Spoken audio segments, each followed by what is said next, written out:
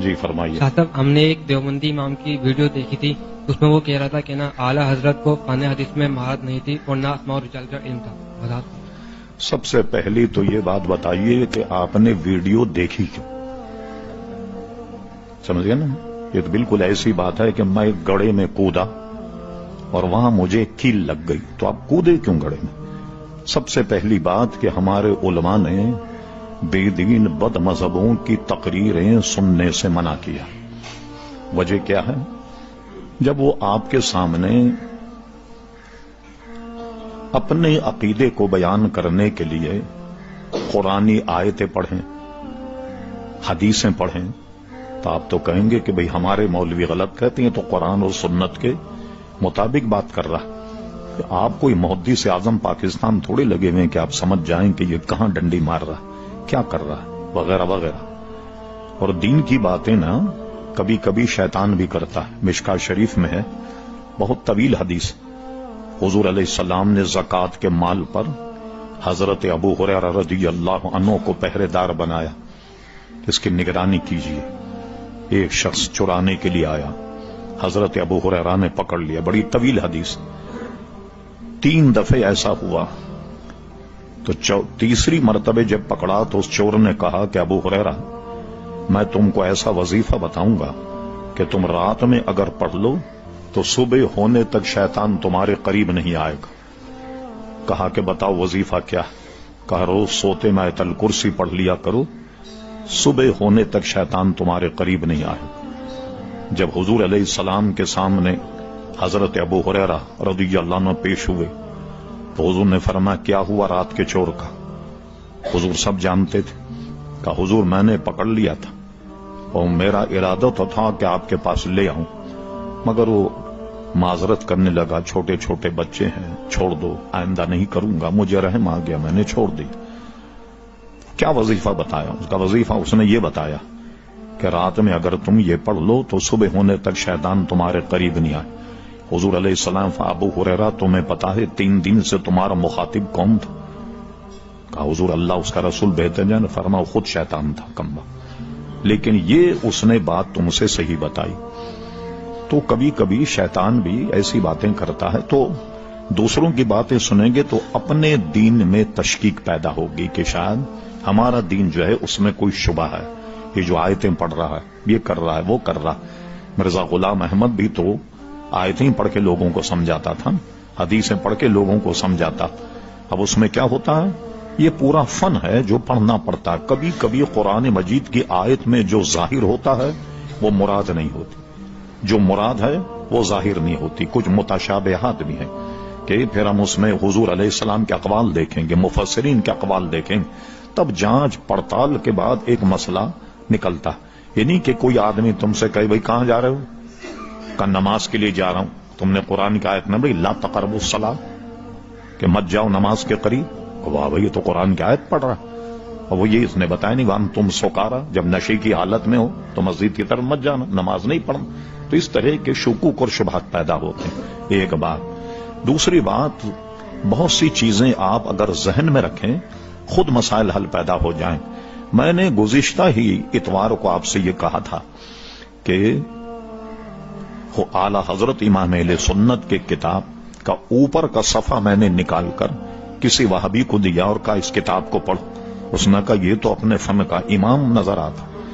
تو پھر بتایا میں نے یہ تو مولانا احمد رضا خان صاحب کا رسالہ سب منیر العین انگوٹھے چومنے کا ایک مسئلہ ہے جس میں پورے فن حدیث پر اس سے بہتر کتاب آپ کو دنیا میں نہیں ملے گی. یعنی ایک جگہ جو مسائل اکٹھا کیے نا تو فن حدیث میں اعلیٰ فاضل بریلوی کو مہارت تامہ حاصل تھی. اور جتنی بھی سندیں آپ لائیے، میں آپ کے سامنے اپنا ریکارڈ پیش کروں جو میرے پاس موجود ہے چھپا ہوا. امام بخاری تک کسی کی سند 30 واسطوں سے ملے گی، 25 واسطوں سے ملے گی. اعلی حضرت فاضل بریلوی کے پاس جب آپ نے حج کا سفر فرمایا تو ایک اس زمانے کے حدیث کے امام تھے جو اعلی حضرت کو انہوں نے اجازت دی ہے، وہ صرف 11 واسطوں سے امام بخاری تک ملتی. اتنی قریبی حدیث.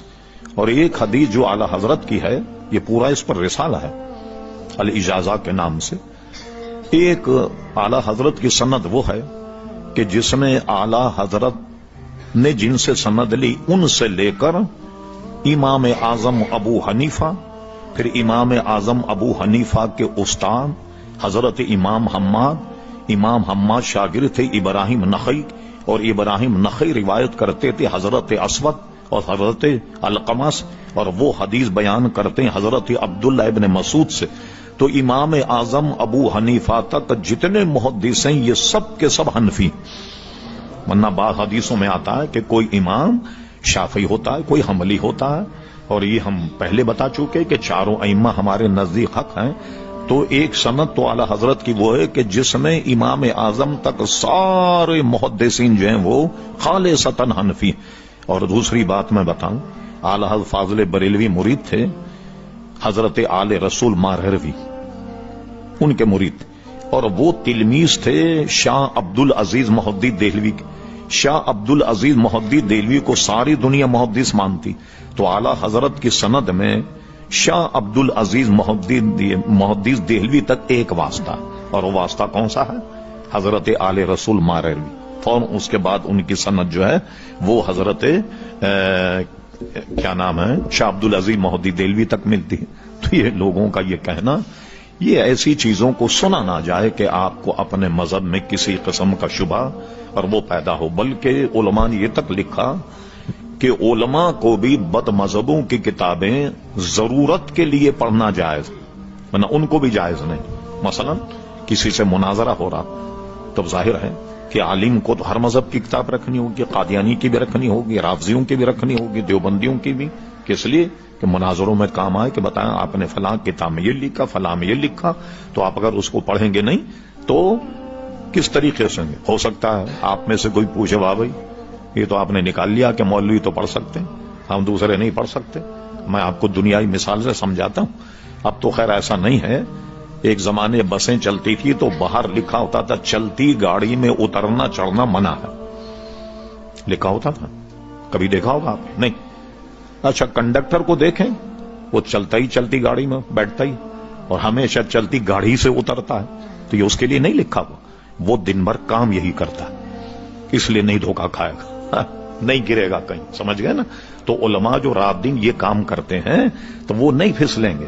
عوام کا خطرہ ہوتا ہے کہ وہ کوئی دیکھ کر کے ایسی چیز پھسل نہ جائے، اس لیے بد مذہبوں کی تقریریں نہ سننی چاہیے اور نہ ان کی کتابیں پڑھنی چاہیے، اور علماء کو بھی بغیر ضرورت کے وہ کتابیں پڑھنی نہیں چاہیے، ضرورت کے لیے ان کے لیے جائز ہے۔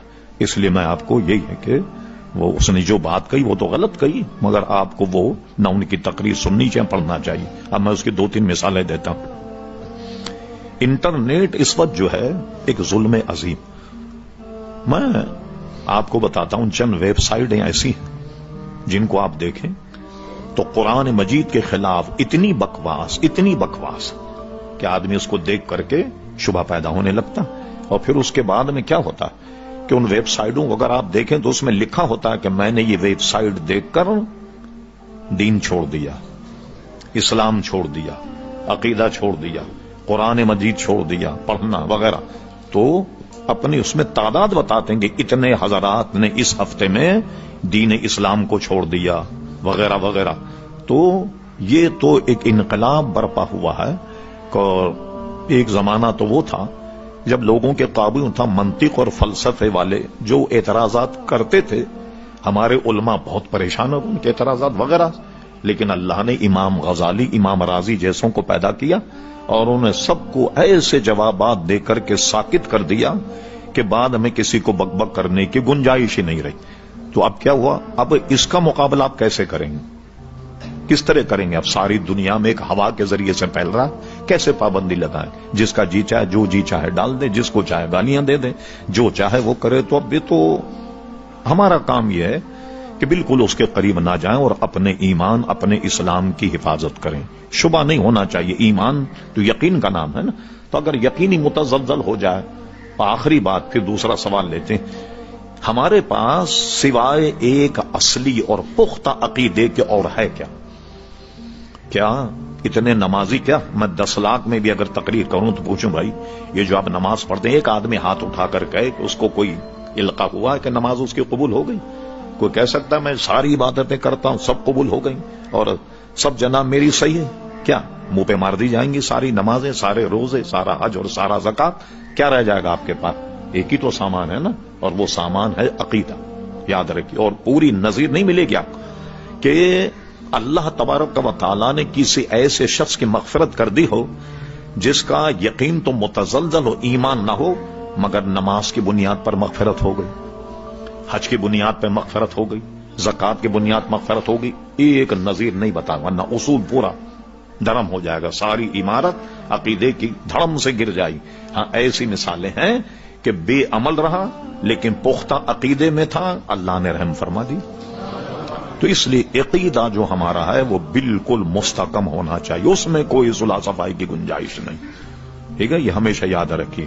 کو کبھی دیکھیں نہیں بد مذہب کی، نہ کتاب دیکھیں نہ ان کی باتوں کو سنیں. اور کوئی صاحب؟ جی آپ بولیے.